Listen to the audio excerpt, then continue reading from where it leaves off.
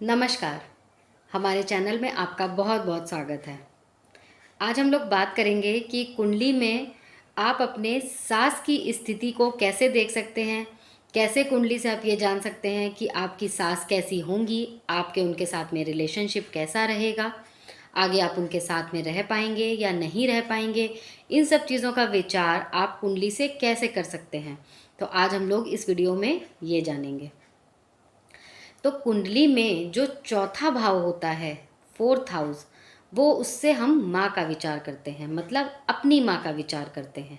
और seventh house से हम अपने हस्बैंड का विचार करते हैं। अगर मेल है तो फीमेल वाइफ का विचार करेंगे, और अगर किसी फीमेल की कुंडली है तो हस्बैंड का विचार करेंगे सेवेंथ हाउस से। अगर हम सेवेंथ हाउस से अपने हस्बैंड का विचार करते हैं, अपने लाइफ पार्टनर का विचार करते हैं, और अपने फोर्थ हाउस से अपनी मदर का विचार करते हैं, तो अगर हम सेवेंथ हाउस से फोर्थ हाउस पे जाएं, मीन्स सेवेंथ हाउस से काउंट करने पर फोर्थ हाउस में जाएं, मतलब टेंथ हाउस पर जाएं, तो वो हो गया हमारे हस्बैंड की माँ का हाउस, मतलब हमारी सास का हाउस। हमारे लग्न कुंडली से फोर्थ हाउस हमारी माँ का हुआ, और सेवेंथ हाउस से फोर्थ हाउस अगर हम काउंट करें तो वो हमारे हस्बैंड की माँ का हाउस हुआ, यानी कि टेंथ हाउस, हमारी कुंडली का टेंथ हाउस। वहाँ से हम सास का विचार कर सकते हैं। कैसे कर सकते हैं?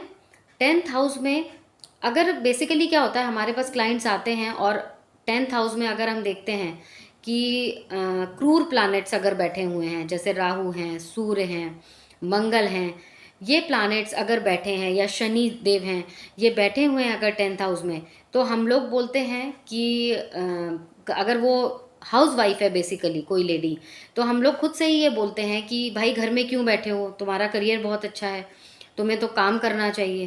बिल्कुल बोलते हैं ऐसा।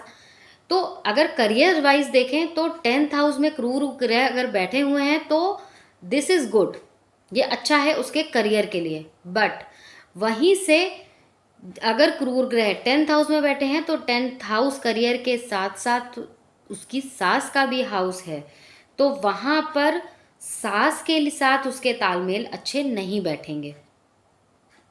सेकंड क्या होता है, सेवेंथ को फोर्थ देख रहा होता है, फोर्थ को सेवेंथ देख रहा होता है। तो अगर फोर्थ हाउस में भी कोई क्रूर ग्रह बैठे हैं तो वो ऑब्वियसली टेंथ हाउस पर अपनी दृष्टि डाल रहे हैं, तो उसका इफेक्ट आ रहा है। तो अगर फोर्थ हाउस पर भी क्रूर प्लैनेट्स बैठे हैं तो इसका इफेक्ट भी सास के और बहू के रिलेशनशिप पर आता है, और करियर पे भी आता है। अगर क्रूर प्लैनेट्स नहीं बैठे हुए हैं टेंथ हाउस में, अच्छे प्लैनेट्स बैठे हैं, सौम्य प्लैनेट्स बैठे हैं, तो सास मदर इन लॉ सपोर्टिव होती हैं बहू के लिए, उसके करियर के लिए सपोर्टिव रहती हैं। लेकिन अगर क्रूर ग्रह बैठे हैं तो सपोर्टिव नहीं रहती हैं, उनके बीच में अनबन रहती है। यहाँ से तो हमने देखा टेंथ हाउस का विचार किया, टेंथ हाउस के प्लैनेट्स कैसे बैठे हैं या किन ग्रहों की दृष्टि पड़ रही है। अगर शनि की दृष्टि पड़ रही है तो सास से थोड़ी डिस्टेंस हो जाता है, साथ में नहीं रह पाती हैं बहुएं, अलग रहना पड़ता है उनको। हो सकता है बेटे के साथ अलग रहें, कई बार होता है कि हस्बैंड वाइफ नहीं रहते हैं सास ससुर के साथ में, तो ये चीज़ होती है कि शनि की दृष्टि पड़ रही होती है, या राहु की दृष्टि पड़ रही होती है, किसी क्रूर प्लैनेट की दृष्टि पड़ रही होती है, तब ऐसी सिचुएशन क्रिएट होती है। सेकंड, हम प्लैनेट्स और कौन से देखते हैं? मदर का विचार एस्ट्रोलॉजी में चंद्रमा से किया जाता है। हमारी कुंडली में हमारा जो चंद्रमा है वो हमारी माँ का सूचक है, हमारी माँ के बारे में बताता है, और फोर्थ हाउस माँ के बारे में बताता है। फोर्थ हाउस से हम माँ के हर चीज़ को एक तरह से जान सकते हैं, किसी भी जातक की माँ के बारे में। फोर्थ से सेकंड हाउस, हमारी जो लग्न कुंडली है उसमें हमारा लग्न से सेकंड हाउस हमारा धन हाउस होता है, और फोर्थ हाउस से second house means fifth house हमारी माँ का धन हाउस होता है, उसके कुटुंब का हाउस होता है, हमारी माँ के कुटुंब का हाउस होता है। अगर आपके पति की कुंडली में जो पंचम भाव है उसमें जो संतान का भाव होता है, पंचम भाव को संतान भाव भी बोलते हैं, संतान भाव से माँ का कुटुंब जुड़ा है, माँ से दूसरा भाव हो गया वो, तो इसीलिए होता है कि दादी बाबा जो हैं वो अपने पोता पोती से उनको ज़्यादा लगाव होता है, क्योंकि वहीं वहीं से वो उनका कुटुंब कनेक्टेड है, वहीं से उनका कुटुंब कनेक्टेड है, एस्ट्रोलॉजिकली भी कनेक्टेड है। और अगर हम ऐसे देखें तो ऐसे भी कनेक्टेड है। दादी और दादाजी को अपने पोता पोती की चाह बिल्कुल रहती है, बहुत ज़्यादा रहती है और बहुत ज़्यादा लगाव रहता है उनसे, वो इसीलिए रहता है। तो यहाँ से तो हमने हाउस जान लिया कि कौन से हाउस से हमें पता चलेगा कि हमारी सास के साथ में बनेगी या नहीं बनेगी, या हम साथ में रह पाएंगे या नहीं रह पाएंगे। अब अगर सास का नेचर जानना है कि वो किस तरह के नेचर की होंगी, उनकी वाणी कैसी होगी, वो कैसा बोलती होंगी, तो ये भी जानना है अगर हमें, तो हम कैसे जानेंगे? ये हम जानेंगे हस्बैंड के 5th हाउस से। क्यों हस्बैंड का 5th हाउस? क्योंकि हस्बैंड का, हमारी सास का जो 2nd हाउस है वो कौन सा है? हस्बैंड का 5th हाउस। हस्बैंड का 5th हाउस हमारी सास का 2nd हाउस है, क्योंकि 4th हाउस सास का 1st हाउस है, मीन्स लग्न हाउस है इसलिए। और 2nd हाउस वाणी का होता है, धन का होता है। तो उनके पास कितना धन है, उनका कितना जुड़ा हुआ धन है, इसकी स्थिति 5th हाउस से जान सकते हैं। वो कितना, किस तरह प्रकार से बात करती हैं, वो धार्मिक हैं या नहीं हैं, किस तरह का उनका नेचर है, ये सारी चीज़ें जान सकते हैं हम 5th हाउस से, अपने हस्बैंड के 5th हाउस से। अब कौन सा प्लैनेट होता है जो माँ का कारक होता है? तो एस्ट्रोलॉजी में चंद्रमा को माँ का कारक माना जाता है। चंद्रमा की स्थिति भी कुंडली में देखनी बहुत ज़रूरी है कि चंद्रमा की स्थिति कैसी है। चंद्रमा अगर वृष राशि में है, अपनी उच्च राशि में है, तो बहुत अच्छा है, सास के साथ आपके संबंध मधुर हो सकते हैं।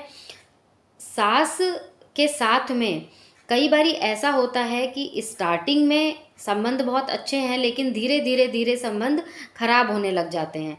वो सिचुएशन कब होती है? वो सिचुएशन तब होती है जब जातक की कुंडली में, या बहू की या सास में से किसी एक की कुंडली में चंद्र और शुक्र की युति हो जाती है, किसी नीच राशि में हो जाती है।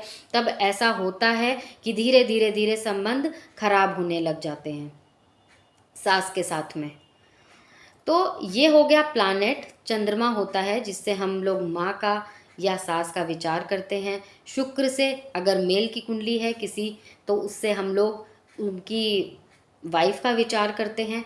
वाइफ की कुंडली है या फीमेल की कुंडली है तो गुरु से हम लोग हस्बैंड का विचार करते हैं।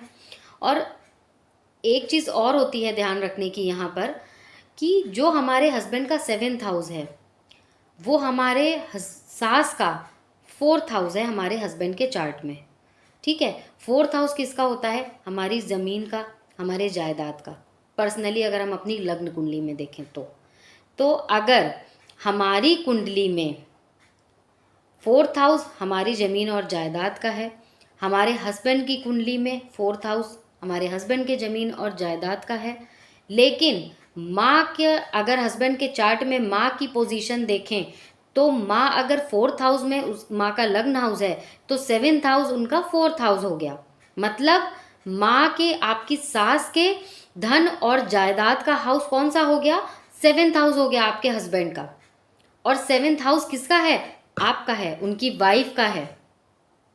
इसीलिए सास को का जो नेचर होता है वो इसीलिए ऐसा होता है कि वो अपनी बहू को बिल्कुल उसी तरीके से सज के संवार के रखना चाहती है जैसे उनको अपनी कोई एक बहुत महंगी चीज़, ज़मीन या जायदाद या फिर गाड़ी को वो अपने घर लेकर के आती हैं, या कोई भी आदमी इंसान अपने घर में लेकर के आता है बहुत एक्सपेंसिव चीज़ को, तो उसको बहुत संभाल करके रखना चाहता है और उसको अपनी तरह से चलाना चाहता है। तो ये नेचर जो होता है वो इसीलिए होता है। यहाँ पर सारा खेल प्लैनेट्स का है, एस्ट्रोलॉजी से कनेक्टेड है। इसीलिए सास का नेचर ऐसा होता है, वो एक जायदाद के रूप में या एक गाड़ी के रूप में अपनी बहू को कई बारी ट्रीट करने लग जाती हैं, और गाड़ी को उनके हिसाब से चला ले तो सास और बहू के मधुर रहते हैं संबंध, आगे जीवन अच्छा बीतता है साथ में। और अगर बहू उस लायक नहीं हो पाई कि वो उस गाड़ी को उनके हिसाब से चला पाए या चल पाए उस तरीके से, तो वहीं पर यहाँ पर रिश्तों में खटास आ जाती है, चिड़चिड़ापन आ जाता है, घर का माहौल खराब होता है। तो ये होते हैं प्लैनेट्स और एस्ट्रोलॉजी के अकॉर्डिंग अगर हमें अपने सास का विचार करना है। ये वीडियो मैंने बहुत ज़्यादा लोगों के ने मुझसे बोला बनाने के लिए, इसलिए मैंने बनाया क्योंकि बहुत क्लाइंट्स आती हैं फीमेल्स जिनका सास से नहीं बन पा रहा है, तो वो पूछती हैं अपने सास के बारे में और उनको कई बारी अपने मन में एक क्यूरोसिटी होती है कि मुझे पता चले, कि मैं भी खुद देखूं कि क्या कैसे देख सकते हैं या हम लोग कैसे देख पाते हैं। इसलिए मैंने बहुत रिक्वेस्ट पर ये वीडियो आज बनाया है। उम्मीद कर रही हूँ कि आप लोगों को पसंद आया होगा, समझ में आया होगा। अगर इससे रिलेटेड कोई क्वेरी हो, आपको समझ में ना आया हो, तो कमेंट बॉक्स में लिखिए, मैं बिल्कुल आपको रिप्लाई करूँगी। और जो चीज़ नहीं समझ में आई है, कोशिश करूँगी कि आपको कमेंट्स में समझा पाऊँ। तो नेक्स्ट वीडियो में अब मिलूँगी आपसे। तब तक के लिए धन्यवाद और नमस्कार।